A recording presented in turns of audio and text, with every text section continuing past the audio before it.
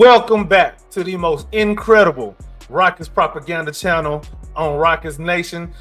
I got my man Jackson Gatlin in the building. I'm gonna go ahead and let you introduce yourself because I mean, it's a Jackson Gatlin we're talking about. hey, look, I'm just a guy. Let's stop. We got to stop with all that. We're going to cancel the podcast right now if you try to make it out to be something else that it's not. I'm just a guy. I like basketball. That's all it is. But if you're unfamiliar with who I am or my work, I'm the host of Locked On Rockets. It's a 5-day-a-week podcast talking about the Houston Rockets for the Locked On Podcast Network. I also host Locked On NBA Mondays. I'm a native Houstonian, born and bred here in H-Town, and I'm a credentialed media member, so I have access to the Rockets. I cover the team, go in person to practices, shoot-arounds, events, all that kind of stuff. Awesome, man. Awesome. Glad to have you on, man. Where do we begin, man? We can start with so many different angles, man. Since this one is kind of fresh, I kind of just want to go ahead and kick it off with this PJ Tucker thing, man. So, full disclosure, we're recording on a Sunday, and right now, PJ Tucker just negotiated a release with the Clippers. You did have an interview with Mr. PJ during the summer on the Locked On Rockets Network. Yeah. What's your thoughts on that? What's your thoughts on bringing PJ back home, man? That's what I want. Look, PJ at this stage in his career, I don't think he's got. I don't know what he has left to contribute to a winning team. I'm not gonna go so far as to say that he's washed, but there's a reason why the Clippers and why he's been stuck in limbo with the Clippers for so long, because he feels like he still has something to contribute to a winning team. Clearly, Ty Lue and the Clippers don't necessarily feel that way. I don't think there's a Rockets reunion there. You know, I know there were a lot of Rockets fans when that 15th roster slot opened up after the AJ Griffin situation. A lot of people started pointing towards Robert Covington, like, oh, go grab Rocco, right? Like, bring him back, have a reunion. Robert Covington, Jeff Green, like bring back the bubble Rockets from 2020. And unfortunately, there's a reason that like Covington's still unsigned at this point. There's a reason that the Clippers are working to negotiate a deal with PJ Tucker to like get him away from the team, to let him go find whatever he wants to do. I got a lot of love for PJ. He was, part of some of the best Rockets teams that I've ever had the that I've ever had the chance to witness play basketball, to experience, all that good stuff. But I don't think he's a needle mover at this stage in his career for where this Houston Rockets team is headed this season.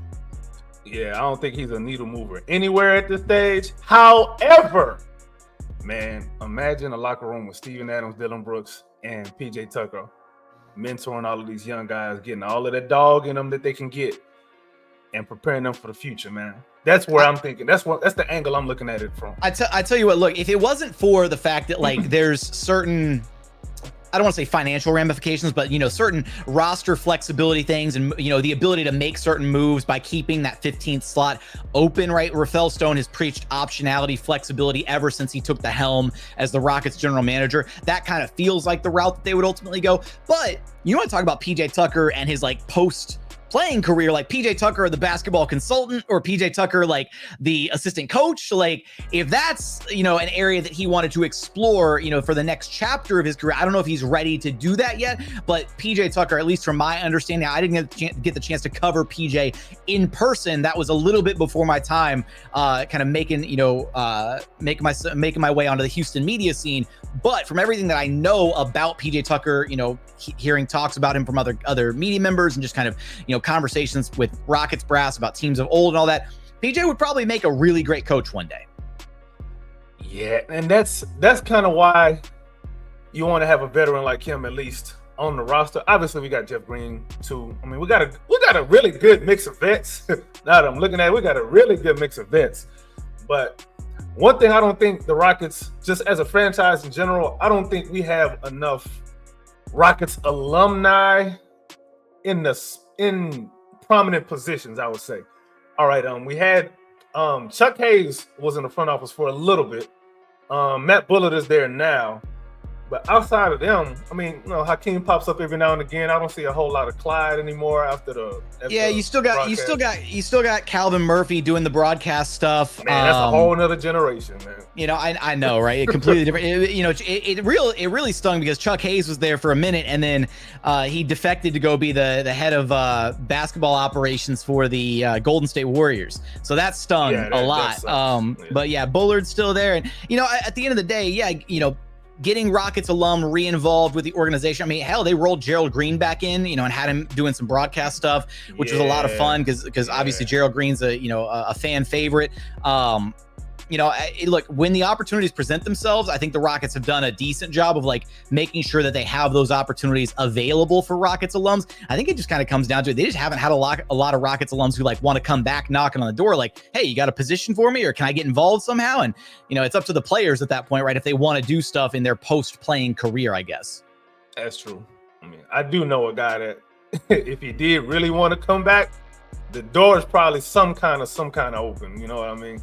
But we're not gonna touch on Mr. Beard right now. We'll talk about him later on. Well, I'll say this real quick. Last summer, when there was the Fred versus James Harden thing, I was split on it because on one hand, I'm thinking, okay, Fred probably would be the better fit long term, but if we really want to get these dudes into the playoffs and win more games for certain, James Harden would definitely do that off the rip. However, when we went with Fred and I started to see how these young guys would pay like more close attention to defensive defensive details, I was like, yeah, we wouldn't have got some of these developments with James Harden. It just wouldn't have. It's just not possible. Like, James is an offensive juggernaut by himself, but on the other end, he's not gonna be a guy that you would count on to actually, kind of quarterback a defense like Fred kind of is. Even though Fred isn't necessarily a lockdown defender, he's a good defender, but he actually quarterbacks the defense. He makes sure everybody gets themselves together in certain spots, and he makes sure the right rotations are being made, makes the right calls, all of that. Because Fred's a different, because Fred and Harden, and look, I don't want people to get it twisted. James Harden isn't a bad leader, quote unquote. No. They just have very, very different leadership styles, and I think that James Harden's leadership style, it takes some tweaking, and it's probably not quite the same as it was when he was, the Rockets version of James Harden, the MVP version of James Harden. His leadership style is lead by example, right? I'm the best player. I'm usually the best player on the floor for either team when I'm playing games. And so what I do is I go out there, I do my work, and I lead by example, right? James Harden was known for leading the charge in some of those post-game workout sessions that the Rockets would do back under Mike D'Antoni. He's not the demonstrative, like, vocal leader, right? James Harden oftentimes wasn't the emotional leader of the Houston Rockets teams that he was leading, right? It was Patrick Beverley for a minute there. Then it was Chris Paul, like Russell Westbrook. Like, those are the guys that have like the fire and the vocal urge to kind of lead in that style. Whereas James Harden is a bit more reserved. He's a little bit more quiet. He's not afraid to call you out, but at the same time, there was a reason that he and Dwight Howard didn't really mesh, because they both kind of have that little bit of like passive aggressive style to them. And the same thing with Harden and KD. Like, there's a reason those pairings didn't quite work out. And so you look back at last offseason, right? The decision to go Fred over James Harden, and I fully agree, right? If this team, if the only goal was, hey, just get the Rockets back to the playoffs, right? We don't care what it looks like, get them to the playoffs. James Harden would have been that answer, right? Because he's a walking, 45, 50 win team, and that's probably about what the Rockets would have done last season. Now, the problem is, the catch-22 is you then sacrifice a lot of the growth and development that we absolutely saw last year because of Fred VanVleet, right? He gives you that opportunity to allow, first off, he's just a different kind of leader on the floor, a different type of player on both sides of the court. But the thing about Harden, right, he's a heliocentric player. You put the ball in his hands, he knows how to play one style. He hasn't figured out how to play off ball yet. He played off ball for a little bit earlier in his career when he was with the Thunder, but ever since Mike D'Antoni put the ball in his hands in Houston, it hasn't left his hands. He ain't let go of that thing once. And that's problematic, unfortunately, right? When you have young guys like Alperen Sengun, like Jalen Green, like Amin Thompson, Jabari Smith Jr., you want to share the reps with all these guys. You want to give them space to grow and breathe and operate, and that's exactly what Fred allows them to do, right? We saw it last season for the final like 1/3 or so of the season. Fred VanVleet took not a full backseat to Jalen Green, but Ime Udoka had Fred take a step back and let Jalen handle more of the offensive kind of, conducting and playmaking and all that. And that wouldn't have happened with James Harden, right? With James Harden, it would have been James Harden all 82 games, everybody else standing on the 3-point line. And yeah, that has a certain floor to it, but it also caps your ceiling on your development, your style of play, everything. And that's why it just wasn't the right choice for the Rockets. And I commend them for making the choice to go with Fred VanVleet. My favorite part about all of that is the intangibles that Fred brings, I think, is more important for the young role players that we have. Speaking of guys like Jabari, Tari, right now, Min Thompson's a role player. Even right now, Reed Shepard's going to be a role player coming in. Guys like that, I think that type of leadership that Fred brings is going to help bring them along a lot better, because he's not going to be too ball dominant himself. He's going to allow them to kind of grow into certain to do a little bit more than they're probably projected to do if James Harden comes in. James Harden comes in on the floor, is going to look a certain way. With Fred, it can look multiple different ways. Not only that, but Fred being the hard ass that he is, and we know he's a hard ass. I love it though. I love it, not in a bad way. Like he's a hard ass in a good way. I think that would rub off on somebody like Reed Shepard really good, because he seems a little bit more mild mannered, but he's got some dog in him on the court. I want to see that type of personality on the court at all times. So, for example, Fred comes out the game, and let's say Reed Shepard is his backup. If you get some of that Fred personality on the floor because Reed Shepard is his backup and he's learned under Fred, it makes it seem like you always have that alpha dog on the floor at all times, no matter what. And to me, that's what a real leader is. You feel the presence of that person even when they're not there, like when they're absent. Remember when there was a game where Dillon Brooks got kicked out, I think, when he was defending Jalen Green for the attack from DeMar DeRozan. Dillon Brooks got kicked out. The Rockets didn't lose any dog. There was a game too where I think Ime got kicked out too. I think we're getting beat by the Lakers, and Ime got kicked out. That was the whole LeBron James beef going back. Yeah. The Rockets still played Ime ball. Yeah, they was losing, but they wasn't backing down. There wouldn't be no punk. And to me, that's transcendent. You can't really put a number on that. You can't quantify that. So yeah, I don't know that James Harden has that level of quality to him. Like his play is his play. For sure. On the court, but no, of course. And again, that's why the bigger thing is, obviously in a vacuum, James Harden is a better player than Fred VanVleet. There's no argument there. There ain't no arguing that at all. But it's just you had to take a look at, and this is why you got to commend the Rockets front office, the coaching staff, and everything for making that call last season. Hey, what's the direction we want to go? Do we really believe in these young guys? And if we do, great. Who's the right set of complementary veterans to bring in to kind of give them the training wheels to let them grow, right? Ultimately, Fred VanVleet, Dillon Brooks, Jeff Green, Steven Adams this year, like those guys aren't going to be the reason the Rockets make it to the playoffs this year. They're going to be the accessories, right, that help the stars, the young stars of this team, right? This team only goes so far as Alperen Şengün or Jalen Green or Jabari or Tari or Amin or Cam or now Reed Shepard. It's all up to those guys and how far they grow, how much they grow, what their development looks like, how many of them can turn into true blue, like 1A or 1B star type players. And that's why I think the Rockets did a fantastic job kind of surrounding them with the right complementary talent, right? We're talking about Fred in this conversation, but also you got to give a lot of credit to Dillon, to Jeff Green, and even now Steven Adams this season. These are the right vets to allow the young guys room to grow, to support them, to give them guidance along the way. And that's why it really feels like, I mean, last year it was, phase 2, whatever the rebuild, whatever they were calling it. And even though they missed the play-in by a little bit, you still have to be incredibly proud of the fact that they had a 19-win improvement. They were 41-41, and now they have, one of the consistent talking points and themes at training camp throughout this entire past week has been continuity. The fact that the Rockets are bringing back more players, the same players from last season, more than any other team in the association, right? They're basically bringing back an identical roster. The only additions are Steven Adams and Reed Shepard. And Adams is another vet. He knows exactly what he's supposed to do on the floor. I don't want to say plug and play, you still got to figure out certain things like chemistry with the guards and how they like their screen set and all sorts of things like that. But he's not hard to incorporate into what the Rockets are doing, and he fills a massive hole that they had last season where they didn't really have a true backup five behind Alperen Şengün because Jock Landale was hurt, and then you were trotting out 50-year-old Jeff Green to play the backup five full-time small ball. It wasn't great. Like, it's just that I don't think Jeff Green knew that. Like, Jeff Green definitely didn't sign up to be the full-time backup five, but he dealt with it, right? He held down the fort.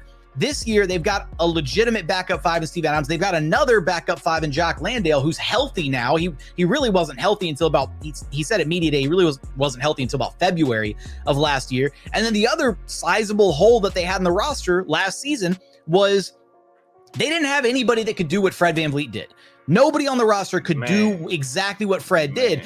And there's a reason why at one point last season, Fred VanVleet was leading the NBA in minutes per game because Ime just could not take him out of the game because the offense would come to a screeching halt the moment he did, right? He had to rely so heavily on that Fred VanVleet, Alperen Şengün two-man game to generate any consistent quality offense. I call it the broccoli offense. The broccoli offense. Why do you call it the broccoli offense? Because it was just so plain, man. There was no flavor, man. They didn't put no salt, no Parmesan, no cheese, nothing. It was just straight up broccoli. I love that. I'm gonna have to steal that. I love that. I'll give you credit. But look, it was right. It was plain. It was vanilla, and eBay was transparent about that. But the problem was you didn't have an alternative to it. So when Fred hit the bench for 10, 12, 15 minutes a night, whatever, it was tough sledding. They didn't have any consistent offense to go to because the alternative was, okay, maybe you split up Fred VanVleet and Alperen Şengün. You let LP run the non-Fred minutes, but they were so good together that Ime didn't want to separate those two guys. So he matched their minutes basically like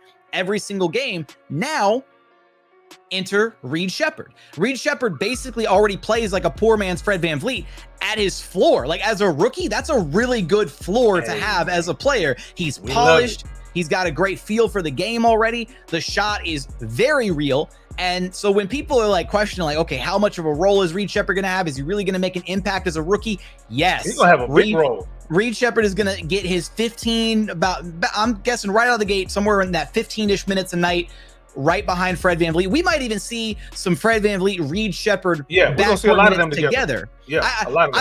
I don't know if we're gonna say. I'm not ready to say a lot of them together, if only because there's so many other minutes to go around. You've got to find minutes for Amin Thompson. You got to find minutes for Tari Eason. Steven Adams is going to get his backup minutes behind LP. There's only so many minutes to go around. Last season, they played Fred and Aaron Holiday together kind of by necessity at times because they needed the veteran. They needed the stability, the veteran presence, the shooting that Aaron Holiday provided. They can get that out of other positions now this season. So I don't want to go so far as to say that, it's a guarantee Reed and Fred are going to share the court a lot this season. They might share the court a little bit, but Reed is definitively the backup point guard behind Fred. There's no ifs, ands, or buts about that at this point. Most definitely. Now, you brought up a point that I kind of want to build on. So you brought up the point that we need to be winning because of these young guys. I'm going to throw a stat at you. This is a true stat. This is not no cap. I ain't making this up. I did the numbers myself. So check this out. Fake news. Fake news. I wish I had a drop for that, man. That would have been really perfect right now. So check this out. If I asked you what you thought the Rockets record was when Jalen Green scored 20 or more points, what would you think it is? Do I have to guess the wins and losses, or just like how many wins? Just the wins. I'll give you the wins and the losses, but just get the wins. 20 or more. What's so funny is I remember digging for a stat kind of like this earlier this offseason, and I'm trying to see if I can recall from my memory. I'm going to say 22 wins. Woo! You real close. It's 23. Okay, there we go. I'll take it. So they were 23-13 when Jalen scored 20 or above. That's a 64% win pace. I'm going to come at it at an angle like this. That's very frustrating to actually figure it out. When I actually did the numbers, and I verified it on StatMuse too, by the way. When I did the numbers, I was very frustrated because I was like, man, you telling me that we could have been this much better if Jalen didn't have those extreme lows that he had. If he was just more average than horrible, we could have won. I kid you not, we could have won 8 more games at least.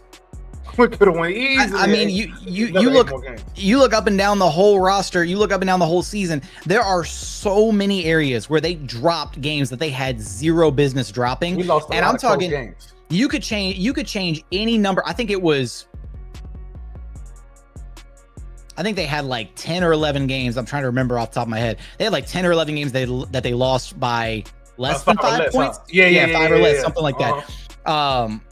And they were really bad in crunch time. Even though they finished the season as a top 10 defense, their crunch time defense or their clutch defense, sorry, the specific term for it, was awful. They were like bottom 5 in the association, right down there with like the Pistons, the Wizards, I think the Blazers. Like they were a horrible defensive team in the clutch. They didn't know how to D up at the end of games. And then on top of that, you factor in the fact that they really didn't have I guess Fred was mostly their go-to guy in close game situations late, but at the same time, from the perimeter, but they didn't have, like, Fred also can't reliably self-create without getting a good screen. He can't create no space. And you know, Al P, you throw it in the post, and he's a wizard down there, but you throw 2 or 3 bodies at him and then you force the ball out of his hands and somebody else has to do something with it, and the Jalen Green was kind of inconsistent. So the Rockets didn't have a go-to guy. So not only were they struggling defensively to close out games,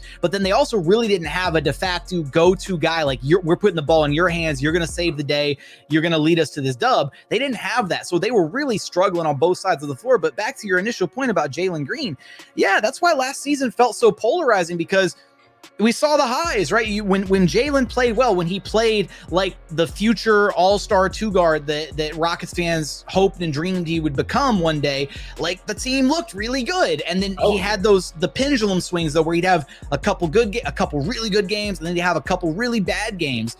And so the thing for him, games. That's what those are called. Well, the thing for him moving forward is just, and this is, I got to give a lot of credit to Ime Udoka, right? Like Ime Udoka stayed patient all year. He could have abandoned ship at any point, and nobody would have blamed him. Nobody would have blamed him, right? He could have shaken up the starting lineup, done whatever. He could have been banging on Rafael Stone's door saying, "Trade this kid. He's not going to work out." But he saw something in Jalen and he stuck with it.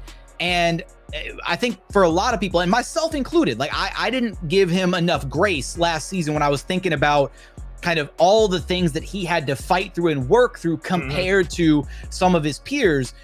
You know, Jalen didn't have the structure of a collegiate program, right? He went basically straight from AAU ball to the G League Ignite, which is no longer a thing. Like that's how bad it was. The G League Ignite is gone. That's how bad it is, or was. So he went straight from AAU ball to the G League Ignite, and then he went straight into 2 years of Silas ball, right? He has so little structure in his career up to that point. Now, other guys, Al P played in a professional Turkish basketball league overseas, right? He had structure. The guys great that went structure. I don't think people realize how good those leagues overseas are. Yeah, Turkish league is widely regarded as like the second or third best basketball league in the world, I think. So like, you know, ton of structure over there. Expectations of winning at a high level, playing, you know, for his national team, all that stuff. Jabari coming out of Auburn, right? He had structure. He had a good coaching system behind him. Tari Eason, LSU, same thing. Cam Whitmore, Villanova. Tari is also older too. He was also older than both. That too, yes. So he comes in a little bit more mature, a little bit more experienced. Now, Amin Thompson did do the Overtime Elite, but Overtime Elite, it still has a fair. I think Overtime Elite has done a better job of kind of cultivating the skill sets of some of their guys, and Amin Thompson's just a little bit of a different. Amin Thompson just has he's an alien. He's a different type of alien. Yeah, he's kind of a basketball. What do I want to say? He's a savant. He's a basketball There we go, savant. He's a psychopath. He's a basketball psychopath. Those are some of the words I was looking for sure, right? So when you factor all that in, right? Jalen was the one guy that didn't have all those advantages, like the outside presence is kind of pouring in. So when Ime took over, he talked about having to break down a lot of bad habits. He talked about having to, you know, erase some of the stuff that they did, some of the losing mentalities and all that stuff from the previous years. And for Jalen, again, when it was the Silas era in Houston, they were just rolling the ball out, and it was Jalen and KPJ, and they were getting to cook every night, right? That's all they did. It was your turn, my turn. One of them was going to cook or do something, and that was it.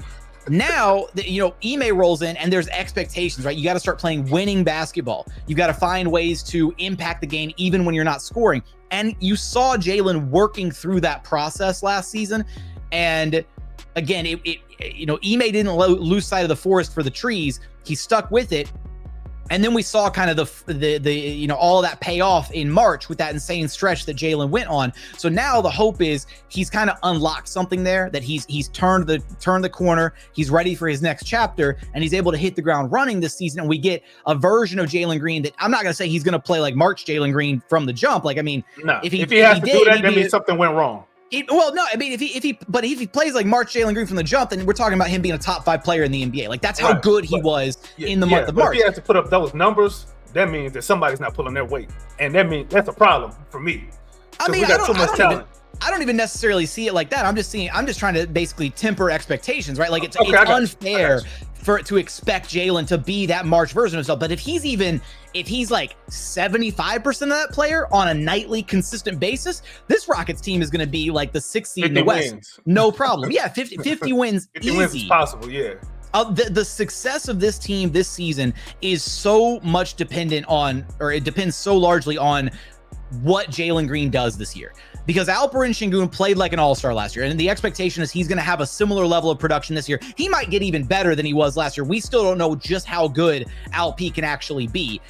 But if Jalen gets better, if Jalen is the more consistent version of himself, and if he plays at least, again, a 75-80% of what that March Jalen Green stretch looked like from the jump and throughout the 82-game season, this Rockets team is easily going to hit 50 wins. And really, we're just looking at minimizing those lows. Because that's really what the problem was. The highs were never really a problem. It's minimizing those, raise the floor. Honestly, I would even trade if you told me you could eliminate 10% of the highs and 20% of the lows. I'd take that too. I'd take that. Oh yeah, all day. That's the thing is all you want just a little bit less volatility out of his game. Less volatility, more consistency, and obviously, I think that'll come with age. Then again, there are some players that's just who they are, but. I think Jalen has shown a little bit more that he can be consistent for longer stretches. And when I tell you, in talking with some of the coaches and talking with some of the kind of front office guys, around the Rockets, there's something about like the end of last season and how much he carried that into the offseason and some of the skill work that he did this offseason. And this extends to the whole team. The mentality surrounding the whole team is last year there was kind of this optimism around the team. Like, hey, we're ready to start playing real basketball. Like, hey, it's no more Silas, right? We got a real coach, like a coach that's shots fired, but like, expectations, right? To play winning basketball. Silas got dealt a bad hand. He knew he was going to be tanking for 3 years. It sucked. Somewhat, yeah. I do still feel for Steven Silas in the hand he was dealt, but besides the point. There was an optimism that, hey, we're going to play meaningful competitive basketball, but nobody really wanted to say, yeah, we're going to make the playoff. Like, nobody was making definitive statements of yes, we're making the playoffs or bust, that kind of thing. This year, now everybody's talking about playoffs. Team, every single person up and down the roster, because they know that's where they could have made it last season. And they know that if they had cleaned up one or two things or a couple things broken differently last year, they would have been in the playoffs. So this year, now the expectation is playoffs or bust across the board. Like, if they don't make the playoffs in some capacity, it's going to be a disappointment. I would go so far as to say, if they barely squeak in as the 9th or 10th seed, that might even be a little bit of a disappointment relative to how good this team probably can be. I'm kind of eyeballing them in that 6, 7, 8 range ballpark. I think 5 or 6 is the true top end of where this team can be this year. And then I think baseline expectations should be somewhere in that 7-8 seed range, to where they're at the top end of the playing bracket if everything goes according to plan this year. We shouldn't be below 500 at any point. I'm not trying to see that ever. Well, not ever again, but we shouldn't be below 500 this season at any point. That shouldn't happen. One thing that I would say that I'm probably most excited for is this is Ime Udoka's first chance to build upon a foundation that he's laid. This is his first time coaching back-to-back seasons. And to me, I think that is probably going to be an underrated storyline that I don't think many people are really talking about.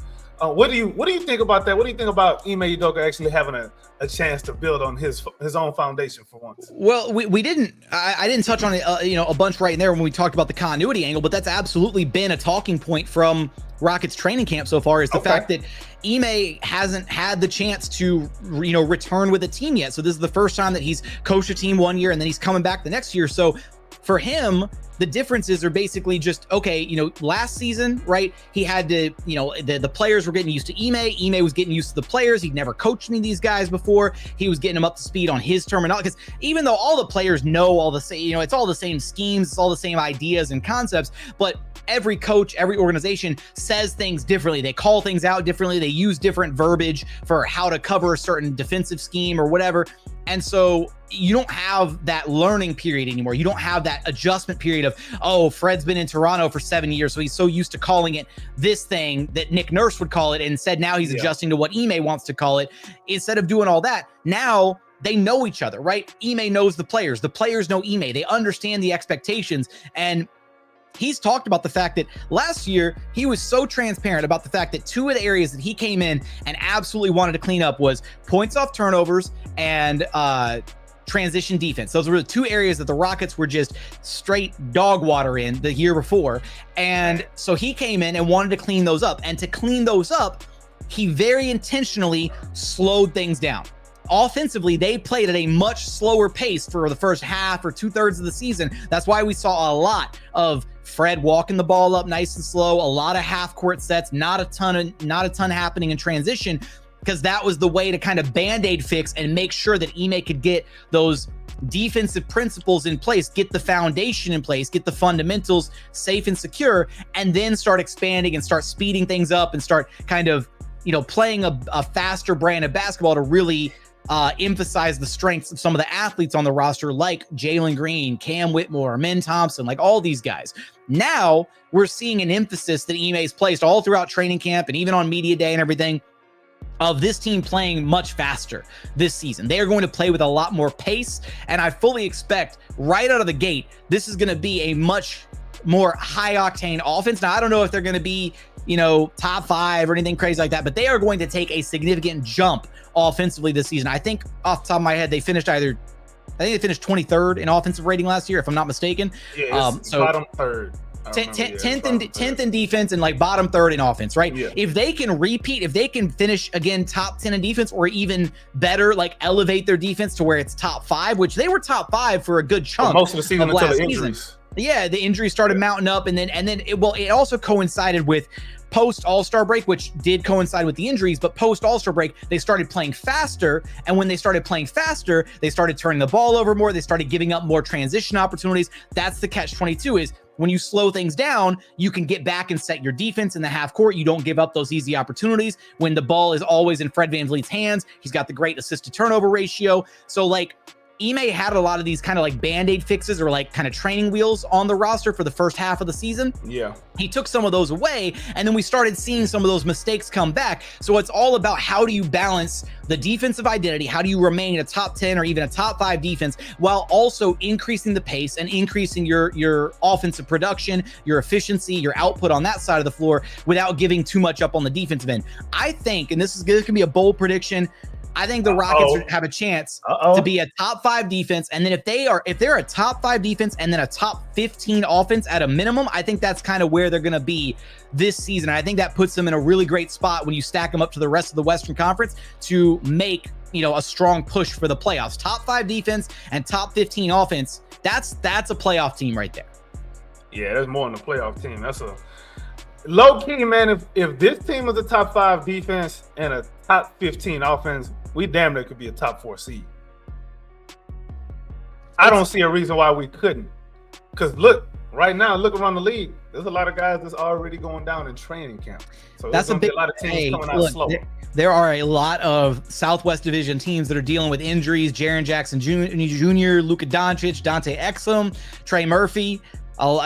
Pelicans, Mavs, and Grizzlies are getting hit by the injury bug already, and that's nothing but good news for the Houston Rockets. Yeah, sucks for them, and we don't wish injury on nobody, but we certainly will take advantage if the opportunity presents itself, like teams did to us. Absolutely. This is the NBA. Nobody's gonna feel sorry for you. This is not. We don't care about feelings over here. Look, man, you play who's in front of you, and the Rockets play the Mavericks on October 31st. The Rockets play the Memphis Grizzlies on the 25th. Like, it doesn't matter. Like, those injury bugs might help the Rockets in this early part of the season. You take what you can get. Hey, man, nobody is crying when we get injured. and we shouldn't be crying when somebody else gets injured. That's just part of the game. That's part of the league. That's part of sports. People get injured. It happens. Now, I kind of want to build on some of the points that you brought up about partially from the continuity perspective, and then what goals that Ime Udoka may have for the team going into this season. As far as some of the things that we can clean up, how do you think the new practice facility is actually going to help the coaching staff build more of a protections against some of these issues that we were having last season? What's your perspective on that?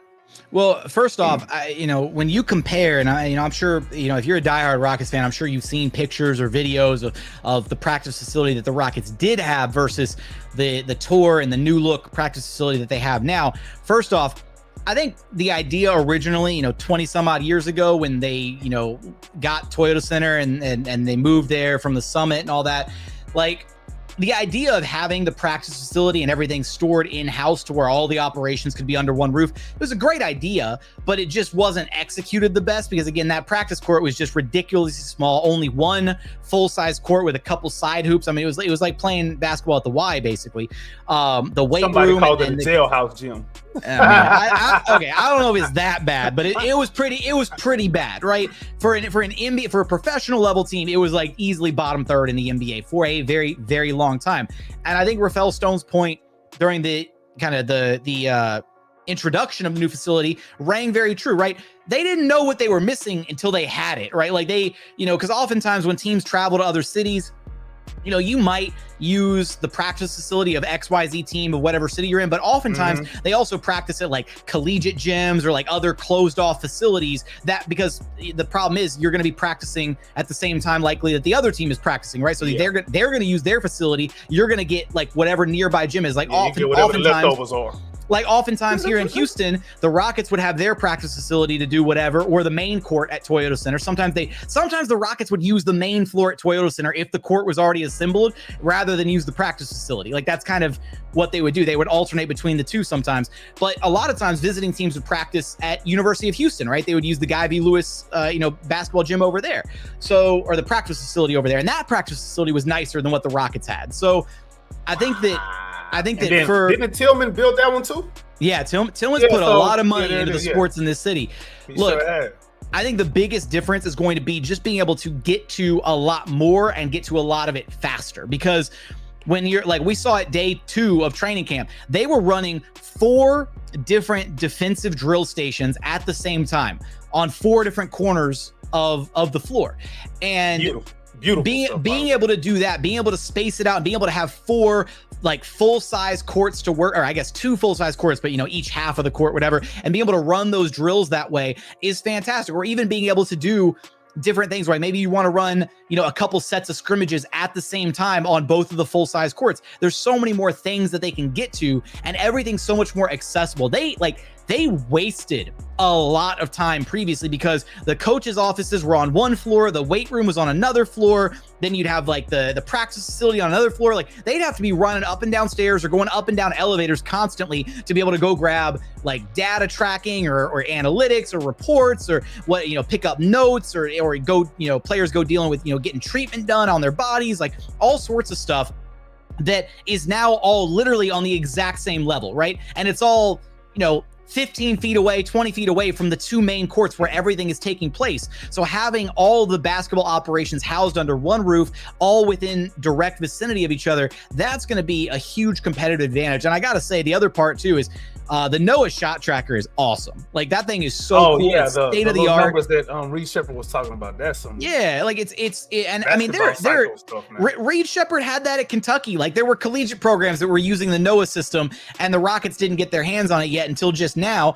And it was actually really funny the other day post practice. Reed is always in the gym after practice, getting shots up, refining, working on his craft. I love to hear it. Love to hear it. He was getting his shots up. And he missed, I want to say he missed like 2, maybe 3 in a row. And then after that 3rd miss, he looked back at the NOAA board, clocked what he was doing wrong, and then went back to shooting and didn't miss another shot. At least while I was taking the video, he didn't miss another shot after that. So like for him to be able to look at it, be like, all right, I'm shooting long or I'm shooting short or I'm a little left or a little right, whatever, and then be able to see it in real time and then understand what he needs to change. It's awesome. You know, the way that thing works, it's cameras pointed at all 4 rims in the gym, and it's real-time data. So whatever shot gets put up, every single, it could be, you could have 5 different players all shooting on one rim. Every single time a shot goes up, it's tracking that shot. Now, it's not as effective when you have 5 or 6 or 10 different guys all shooting on one rim, because the numbers are going to update too quickly. You're not going to be able to really get a reading. But for 1 or 2 guys working out, getting shots up, you know, on a singular rim, you're able to really look up at that score, you know, at that board, and be able to really tell, okay, I'm shooting a little long, or I'm coming in a little bit short. That's going to really help the Rockets this season, I think, just from a sheer like numbers perspective, getting the team across the board more comfortable with their long range shooting. Can't wait to see what they look like this year. So you telling me, as Steph Curry's career is winding down, we are providing his replacement, and we will likely be the ones to put him out of his misery. Steph Curry reincarnated here in Houston, although he likes country music and he drives trucks. Hey man, we like that down in Texas. Hey man, listen, I would love nothing more than for Reed Shepherd to hit the game winner to eliminate the Golden State Warriors in the playoffs with him on the Rockets.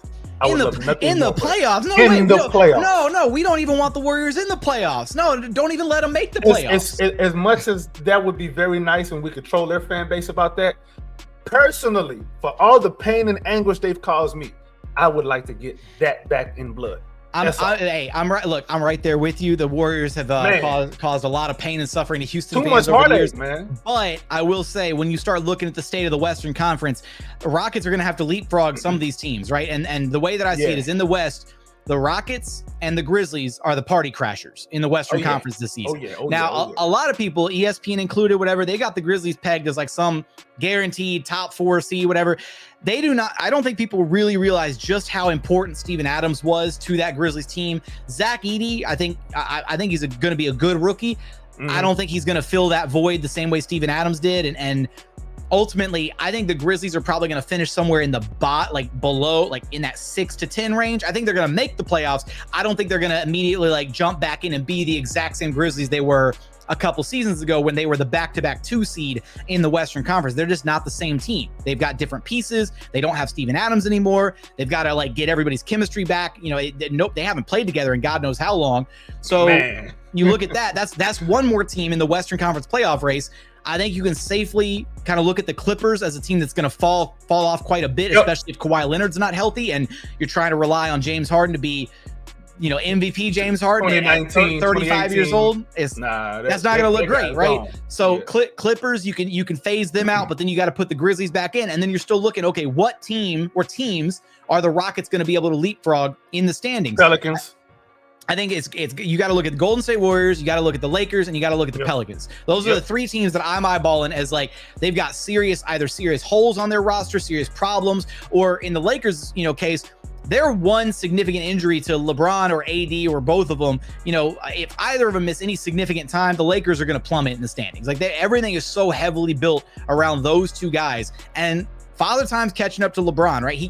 He's not the same LeBron he used to be. We know AD is very injury prone. Like the Lakers are real close to kind of faltering. And I think the Rockets are probably going to finish above all 3 of those teams in the standings. TBD on where they finish in relation to the Grizzlies. But yeah.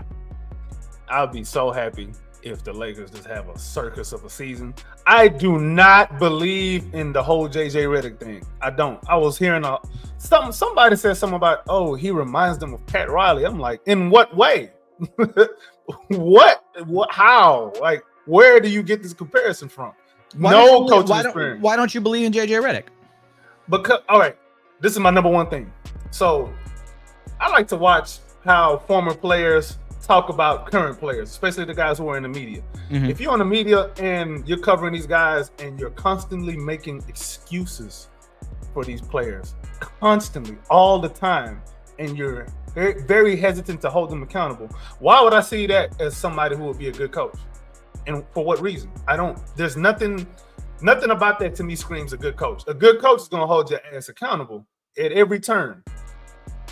Well, to that point, you know, first off, I think something there's a key difference between JJ Redick the podcaster and JJ Redick the head coach.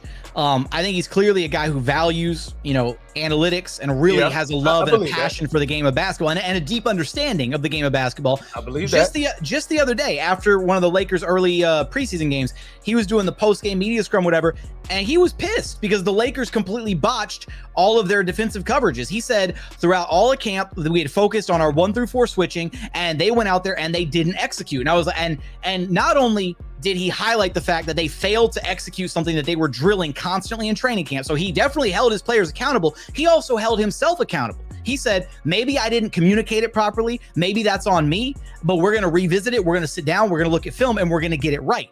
So to me, I think JJ Redick, the head coach, is going to be very, very different than JJ Redick, the podcaster, or JJ Redick, the ESPN announcer. Like completely different personas, if anything, right? Like I have a lot of optimism that JJ is going to be a good coach. I don't know if he's going to be a good coach with this specific Lakers team, because unfortunately it's championship or bust for the Lakers. Like I don't envy the position that JJ has been put in as a head coach. I really wish that he would have gone to literally any other organization for his first time head coaching, because like where, Detroit?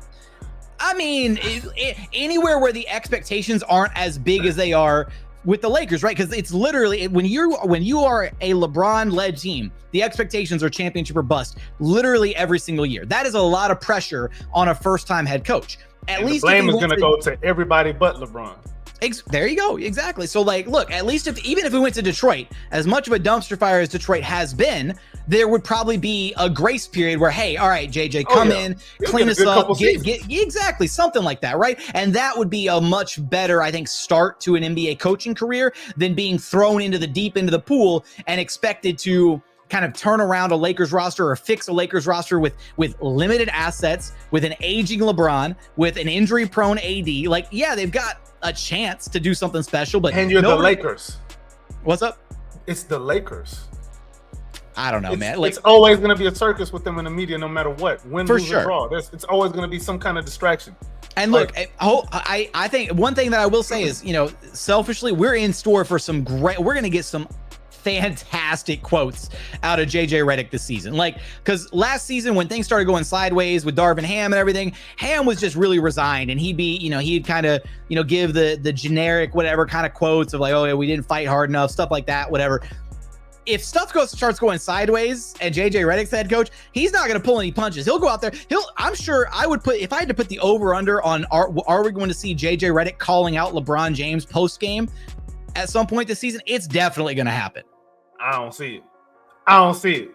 That man, listen, that man is not about to call out LeBron in the media. He may do it in practice. He ain't doing it in the media, which is fine because you don't have to do it in the media. If you're doing it at practice, who cares?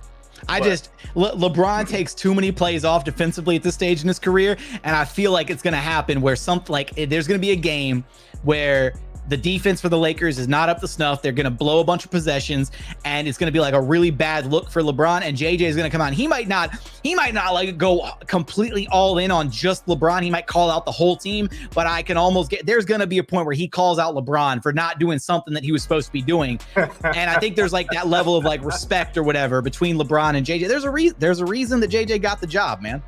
Yeah, he was already interviewing during the podcast. That's what the podcast was about. It was a whole interview process. There you go. Which I can respect. I mean, hey, you get the position how you get the position. Ain't mad at it. And what you think he's going to do with Bronny, too? Like, is he going to be spending a lot of time in the G League? Is he going to be on the main roster? Is he going to start on opening night? Like, what's happening? Look, the moment he gets in the game, everybody's going to be looking. There's a lot of, jokes and speculation that go around of like, okay, well, if you're a head coach of a LeBron-led team, is LeBron really the coach, or, led GM or whatever, like all those jokes. But, obviously LeBron James has a certain amount of sway, a certain amount of pull in whatever organization he's a part of. But at the same time, LeBron does not strike me as the type of person or the type of player that simply wants people around him that are going to say yes to whatever he wants. He does not strike me as that person whatsoever. He strikes me as somebody that would respect you for having a differing opinion, or respect you for standing your ground and even going against him if you think what you're doing is right. And I think JJ embodies that as a head coach. And I think that's where we're going to see potentially the Lakers have a lot more success this year, because they've got, I think, a more competent head coach in JJ than Darvin Ham. Did we play the Lakers on national TV this year? Because if so, I'm actually not sure. I'm not sure off the top of my head. I'd like to figure out a way to go to that game because I want to troll LeBron one time before he retires. I haven't been to any LeBron game. I've seen a lot of people in person. I've seen obviously James Harden, seen KD, Russ. Yeah. I saw Kobe once. As a matter of fact, the game that I went to, the Lakers game I went to, was the one where, remember Jermaine Taylor? Yeah. He actually had a good game against Kobe, and then Kobe gave him some props after the game and all that. Okay. I actually went to that game. I was like, oh, okay, Kobe talking to this man. And I fell into the hype too because I was a Kobe stan. I fell into the hype too. I was like, okay, Jermaine Taylor might be somebody if Kobe giving him props. I was so happy, and then next thing you know, he's not in the league anymore. Fool's gold. No, I know. Just a game. That's all it was. It was just a good game. So, before we wrap up, kind of want to get your take on the vibe compared to last season in training camp so far. So, what are you seeing now, and how does that contrast with what you were seeing last year's training camp? Well, which I know is going to be probably very different. For sure. No, I mean, I think so. Part of it, I kind of started hinting at this a little bit earlier, but essentially, all right, last year, nobody was ready to make those definitive statements. Nobody was ready to say, yeah, we're headed to the playoffs. We're going to, we're making it. They knew that they were going to be a better team. They knew that they were going to be more competitive, but nobody wanted to put a label on what they were trying to achieve. That's why you didn't hear anything about win totals or playoffs or anything from, anybody. Obviously, they were like, yeah, we'd like to make the playoffs. And Ime even joked, he's like, I've never missed the playoffs in my career, all that stuff. This year, the mentality has shifted to where it feels like everybody, not to say that they weren't locked in last year, but it feels like they have one common goal, and that is literally we're making the playoffs, right? It's a lot easier to, I think, for a group of guys to unify around a common goal when it's very clear and direct. Playoffs, right? Like it's literally just, that's the one word, right? Jalen Green's saying it every single day. Alperen Sengun's talking about it every day. They are making the playoffs. That's a lot easier to rally behind and feel locked in and trying to build towards that goal rather than just kind of the ambiguous, hey, we want to be competitive. Hey, we're developing, we're building towards, like, like that's not a concrete definitive statement or goal. And so from that perspective, everything that I've seen, everything that I've heard surrounding this team is they have been so incredibly locked in. So many of the guys have been in and around the gym all summer long. Alperen Sengun was overseas in Turkey, but the Rockets sent that coaching staff, the group of coaches over with him, and he was working out literally every single day, doing like 2 a days, 3 a days, getting in the gym, working out. He looks like he's in fantastic shape right now to start the season. Jalen Green, obviously building off of last season. Hopefully he can start off on a good note this year and bring that carryover from March. I think this team is poised for a lot of success this year. Like you look up and down the roster, I don't know how they don't break at least like 46, 47 wins. And that's just with like no major crazy improvements across the board. That's basically just them running it back this year and getting, ideally Alperen Sengun for a whole year. Tari Eason, natural development. I think we call that organic learning, but I'm not sure. Oh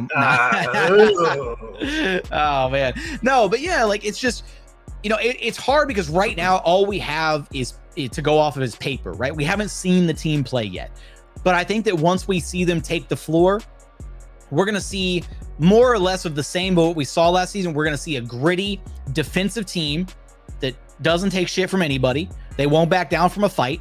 That's exactly who Ime Udoka is, and his players have adopted that exact same personality. They got a bunch of dogs up and down the right. I got to drop for you. Where's my Tari Eason? There it is. Coaches are dogs. All the players are dogs. I'm a dog. That's just what it is. See, they got dogs up and down the roster, right? And you're just gonna build off of what they did last year. And again, with the bringing back Tari Eason, adding Steven Adams, adding Fred VanVleet, making sure Alperen Sengun's healthy for the whole year. I don't see a way why, I don't see how this team doesn't take another significant step forward. I think we make close to an OKC kind of leap. I don't think we're going to be number one in the West. That's probably not going to happen. But I think, last year we were just at 41. I'm going to add, I said 48. A couple weeks ago, I thought we would win 48 games. I think that's probably where I'm going to sit at for now until I see anything different. 48 wins, but I think there's going to come a point where we realize we have so much talent and we may have to make some kind of a move because there's going to be guys who don't get playing time, and then when they do get some playing time, they're like, man, why aren't they playing more? But then when the other person comes back, they're like, I see why the other person wouldn't play more because this guy's so good. There's gonna be a lot of that. That is one of the big question marks of this season. If you know, and at some point down the line over on LOR, we'll do a show talking about this. But I think the biggest question for this Rockets team is, do they already have their star player? And a lot of people are gonna say Alperen Sengun's already their star. He's the closest thing they have to a star player. And he is a star in his own right, but what kind of star is he, right? Can he get better? Can he become a true number one option on a contending team, right? How much better can Alp get? Or if it's not Alp, maybe the production we saw last year, maybe that's his ceiling. That's still really damn good. That's still really like good. That's an all-star really caliber player, and you are happy with that level of production. But you can't win a title if your best player is just an all-star. That's not enough. You need a top 20, top 15 kind of guy. NBA player. Exactly. You need one of the best. You need one of the best 15 players in the NBA. Ideally, like you said, 2 or 3 of those, or at least one of those kinds of guys with a bunch of the right complementary pieces around them. So the first question is, do the Rockets already have their star? Is it Alperen Sengun? How much better can he get? If it's not Alp, who is it, right? Who is their star player? Is it going to be Jalen Green? Can he rise and take a leap this year and become the star player the Rockets need? If it's not one of them, then it's going to probably take a minute to figure out, okay, is there a star somewhere else, right? Amin Thompson looks like he has future superstar potential, but there's still some glaring holes in his game. Reed Shepherd, he's a rookie, but man, if you don't look at his game and think, damn, he could be like a 25 and 10 kind of guy one day, and a future like year in, year out all-star, that's exactly the type of player that I think he projects to become down the line, but it's going to take him time to get there. So if the Rockets don't have that star player on their roster this season, regardless, if they do or if they don't, this season is about figuring out who are the mainstays on the Rockets roster. Which of the core seven, which of the core 7 are here to stay long-term? And which of them are going to have to be packaged and traded to improve the roster to maybe go get that star player, or if you already have a star player in-house, to trade the other pieces of the core 7 to get another star player via trade to pair with the guy that you've already anointed your in-house, your homegrown star player. That's kind of the 2 biggest questions facing this team this season. And I think we'll probably have some answers maybe as early as like the trade deadline, but at least by the end of the year, we'll have a really good idea of, okay, this is now that this guy is like the number one, this is the face of the franchise, this is the number one guy for the Rockets. Maybe it's still Alperen Sengun, maybe Jalen Green rolls into that spot, maybe somebody else on the roster surprises us and takes a massive leap forward this year, and we start looking at them. Maybe it's Amin, maybe it's Cam, maybe it's Reed, maybe it's Jabari, Tari, who knows? Maybe somebody else takes that step forward, but we just don't have a definitive answer right now. And nobody can give a definitive answer on that front because the Rockets don't even know who it is at this point. Right. I was even going to ask you, like, of the guys who we've spoken about, and there's some guys we, kind of haven't said too much about. I was going to ask you, like, of the guys getting all of the media love, who have you seen in training camp that you think probably deserves a little bit more publicity? And it doesn't even have to be one of the young guys. It could be anybody. It could be Jack McVay. I will say it's going to be Fred, because this team doesn't take the leap that they took last year, and they don't go where they want to go this year without Fred VanVleet. Like, again, we started this conversation off talking about the differences between Fred and Harden and all that. Fred is that guy. Fred was the perfect choice to jumpstart this Rockets rebuild, to take them from last phase into this new era of Rockets basketball. He was brought in to bridge the gap, right? He was brought in to be the training wheels to speed up the development process of these young guys. And I think he's done exactly that. He has embraced this role. He has loved this role every second that he's been in Houston. And for me, even if Reed Shepherd is like the truth, and halfway through the season, we're, Rockets fans are like, raving and begging, hey, start Reed, get Fred out of here, whatever. Like, look, even if that's the case, even if Reed is ready to take over the starting reins, I would still love to see the Rockets like renegotiate Fred's deal this upcoming offseason, decline his team option, and re-sign him for more years, less money. And even if you're going to keep him as just the backup, even if Reed's ready to take the reins next season, I want them to keep Fred VanVleet around. I think that he has carved himself out a great spot in Houston, and I think he deserves a lot of recognition from the fan base for the success of the team last year and any success the team has this year. Fred is going to be a huge part of that. Awesome, man. Fun facts. Fred VanVleet's career high true shooting percentage was just this past season with the Rockets. I think he also had a career high assist to turnover ratio, but I could be wrong on that one. I got to verify that. But yeah, sure, true shooting percentage. And I remember everybody talking about how inefficient he was going to be playing with the Rockets. Right? That was a big thing. Like, you know what it was? No, you know what it was? It was just salty Raptors fans who were mad he didn't want to stay in the, 305? Whatever their area code is. That's all it was. With a couple of them. And yeah, they did kind of parrot some of those points. Like some of them were just mad. There was one of them, he probably gonna watch this too. There's one of them who's like a really big Scotty Barnes fan. He was like, Fred was taken away from Scotty Barnes and they were beefing and all that. I was like, I don't know, man. He's looking like he's liking these young guys down here. I don't know what the problem was up there. I don't know. Maybe it was just too cold and he just needed some Southern hospitality. Who knows, man? Hey, he took a little, like, I know Fred still got a lot of love for Toronto, but the other day he was like, when I was up in Toronto, I was never there in the summers. Like, I left immediately. He was like, it's too cold. And then he was like, in Houston, he was like, I've been here basically all summer. He was like, I've been in Houston. We've been working out. We've been in the gym. Like, and so he was just upfront about the fact that, like, when it was not time to be in Toronto for the season, he was gone. It's crazy how when players come to Houston and play with the Rockets, they don't want to leave the city of Houston. Like, there's so many former athletes. Man. It is. It really is. There's so many former athletes that live in Houston. I see them around. Like, dudes that they even play for the Rockets. I'm like, you live here too? It's a great city. And the thing that people don't realize about Houston, it's a great midway point between both coasts, right? So, a lot of players, they got homes on the East Coast and West Coast, whatever. They got families on both sides, that kind of thing. If you want to be able to visit both sides, Houston's a great middle ground, right? It's a great little home base to have, and it's a great city. There's weather's great. There's too much. I don't know about all that. The weather can be great sometimes, and other times it can be. I'm biased. It can be kind of brutal, but yeah. I'm super biased, man. At least we don't get no snow until it's like once every 4 years. Then we have like a crazy freeze that shuts the city down for a week. But that's besides the point. Yeah, man. I think we're in a great position though as a franchise. A lot of big decisions that are going to have to be made after the season, but I think the process of leading up to that is going to be very exciting. There's going to be some storylines that develop throughout the year. It might be some players, or who knows, man, that come out of nowhere and just really surprise the hell out of us and end up being staples in the rotation. My biggest excitement for the season, though, is seeing what we look like with actual shooters on the squad. I'm expecting Jabari to be a even better shooter than he was last season. I love to see more Reed Shepherd.